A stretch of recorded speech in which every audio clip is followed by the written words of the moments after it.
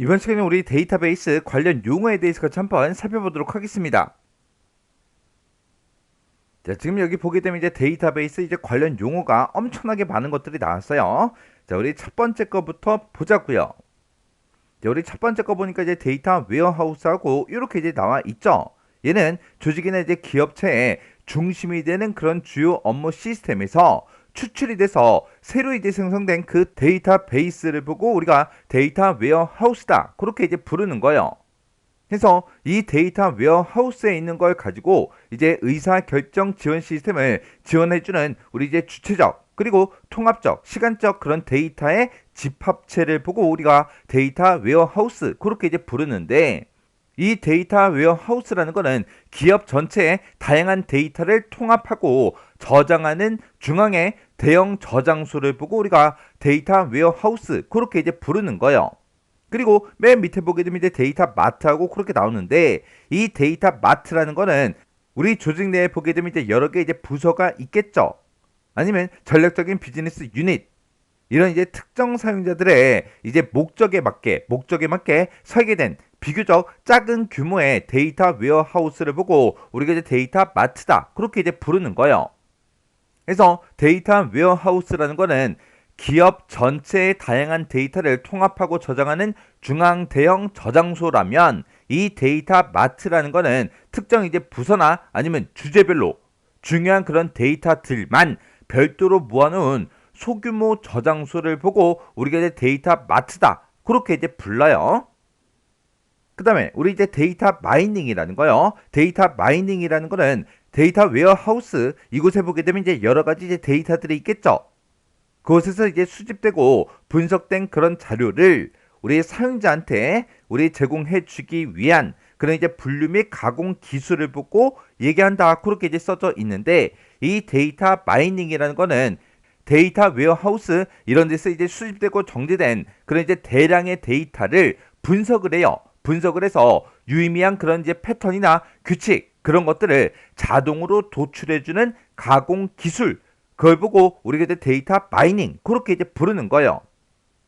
그리고 데이터 웨어하우징 하고 나왔는데, 얘는 데이터 웨어하우스를 구축하고 유지하고 운영하는 그런 이제 일련의 프로세스, 그걸 보고 우리가 데이터 웨어하우징 그렇게 이제 부르는데, 얘는 다양한 형태의 이제 데이터베이스 자원을 통합하고 가공을 해서 의사 결정 지원을 이제 목적으로 설계한 그런 주제 중심의 정보 저장소를 보고 우리가 데이터 웨어하우징 그렇게 이제 부르는 거예요.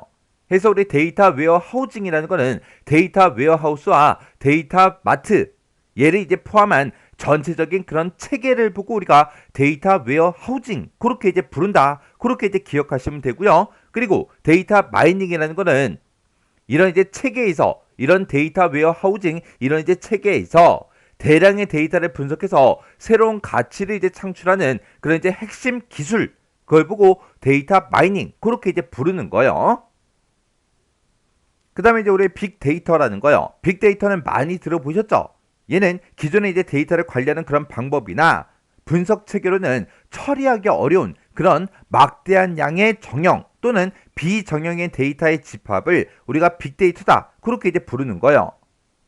그 다음에 이제 ODBC요. ODBC라는 거는 우리 이제 데이터베이스 관리 시스템에 보게 되면 종류가 이제 여러 가지가 있는데, 그런 종류에 관계없이 모든 응용 프로그램에서 데이터베이스의 편리하게 접근할 수 있도록 그렇게 마이크로소프트사에서 이제 개발한 그런 이제 표준 데이터베이스 연결 방법을 보고 우리가 이제 ODBC 그렇게 이제 부르는 거예요. 그래서 여기서 ODBC 얘가 오픈 데이터베이스 커넥티비티, 그거가 이제 약자예요. 그 다음에 이제 정교화하고 나는데, 정교화라는 거는 뭘 얘기하냐, 우리 데이터베이스에 보게 되면 엄청나게 많은 양의 그 데이터들이 있죠. 그 데이터의 중복을 이제 최소화도 시켜주고요. 데이터의 정확성을 최대화하기 위해서 관계형 데이터베이스를 분석해서 능률적인 그런 형태로 이제 변환하는 그 방법을 보고 우리가 정교하다 그렇게 이제 부르는 거예요. 그 다음에 우리 ACID라는 거요. 얘가 우리 트랜잭션의 이제 특성입니다. 이 ACID라는 거는 트랜잭션이 안전하게 이제 수행되도록 보장하는 그 네 가지의 핵심 성질, 우리 원자성이다, 일관성이다, 고립성이다, 영속성이다. 이 네 가지를 보고 얘기하는 거예요. 해서 여기서 이제 우리 앞글자만 따서 우리가 이제 ACID하고 그렇게 이제 부르는 거예요. 우리 원자성이라는 거는 하나의 이제 트랜잭션은 전체가 이제 실행이 되거나 아니면 취소가 돼야 된다. 그걸 의미하는 걸 보고 우리가 원자성이다. 그렇게 이제 부르는데 여기서 얘기하는 트랜잭션이라는 거는 여러 명령어들로 이루어져 있는 그런 이제 작업 단위를 보고 우리가 트랜잭션이다. 그렇게 이제 생각하시면 돼요. 그래서 하나의 작업이 이제 실행이 될 때 전체가 전부 다 이제 실행이 되거나 아니면 취소가 돼야 된다. 그게 무슨 말이냐? 만약에 이제 하나의 작업이 진행되다가 중간까지 절반 정도 했는데 그 뒷부분에서 오류가 발생했어요. 그러면 그 오류가 발생하게 되면 하나의 작업을 전부 다 처리를 못했죠. 처리를 못했는데 그게 그냥 그대로 데이터베이스에 저장이 되면 안 된다고요. 그래서 전체가 전부 다 실행이 되거나 아니면 중간에 만약에 오류가 발생하면 앞에서 이제 처리했던 그런 내용들은 취소가 돼야 된다. 해서 일부분만 실행할 수 없다. 그걸 이제 의미하는 게 우리 이제 원자성이라는 거예요. 그래서 이 원자성이라는 거는 우리 데이터의 무결성을 이제 보장해 주기 위한 그런 특성이에요. 그래서 예를 들어서 만약에 내가 이제 친구한테 계좌 이체할 거예요. 근데 계좌 이체하는 그 과정이 뭐 여러 가지 단계를 이제 거쳐야죠. 근데 중간에 만약에 한 단계라도 실패가 되게 되면 그 작업은 그냥 취소가 돼야죠. 그런 게 우리 원자성이라는 거예요. 그 다음에 이제 일관성이라는 거는 트랜잭션이 이제 실행을 완료하면 완료가 됐대요. 완료하게 되면 언제나 일관성 있는 그런 상태를 유지해야 된다. 그게 이제 일관성이라는 거예요. 만약에 이제 일관성이 이제 유지가 되지 않으면 데이터에 이제 모순이 발생하겠죠. 그 다음에 우리 이제 고립성이요. 고립성을 다른 말로 우리가 이제 독립성이다. 그렇게 이제 부르기도 해요.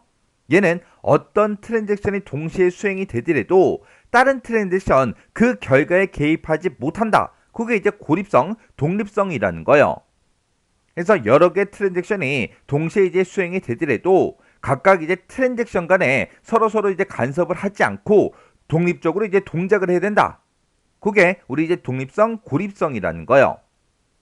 그 다음에 이제 영속성이라는 거는 우리가 다른 말로 이제 지속성 그렇게 이제 부르는데 얘는 성공적으로 완료된 그런 트랜잭션의 그 결과는 영구적으로 이제 반영이 된다. 그걸 보고 우리가 이제 영속성, 지속성 그렇게 이제 부릅니다. 해서 성공적으로 완료된 그런 이제 트랜잭션의 그 결과가 있어요. 그 결과는 시스템에 만약에 장애가 발생을 하더라도 그 데이터가 사라지지 않는다. 그게 우리 이제 영속성, 지속성이라는 거예요.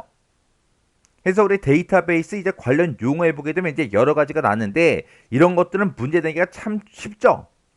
만약에 이런 이제 설명을 하나 써놓고 이게 뭐에 관한 설명인지 그걸 이제 써라. 그렇게도 이제 문제가 나올 수가 있잖아요. 그래서 이런 데이터베이스 용어 같은 경우에는 시험 문제에 나올 확률이 이제 높기 때문에 여러분들이 뭐가 뭔지는 정확하게 구분할 수 있도록 정리하고 지나가셔야 돼요.